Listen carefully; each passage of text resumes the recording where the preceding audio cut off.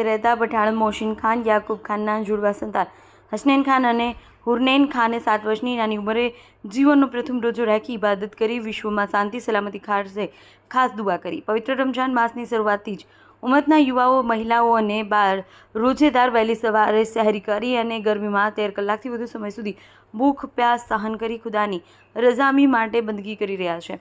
બાળકોએ પ્રથમ રોજો પૂર્ણ કર્યા બાદ પિતા મોહસિન ખાન અને માતા ગોશિયા બાનુ સહિત દાદા દાદી, નાના નાની, મામા અને સમગ્ર પરિવાર તરફથી ફુલહાર પહેરાવી અભિનંદન આપવામાં આવ્યા।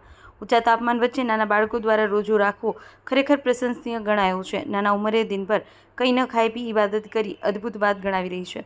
સમગ્ર પરિવાર દ્વારા બંને જુડવા બાળકો માટે દુઆઓ માંગી તેમની હિંમતની પ્રશંસા કરવામાં આવી છે। રિપોર્ટર સાજિદ વાઘેલા, વાત્સલ્યમ સમાચાર, પંચમહાલ।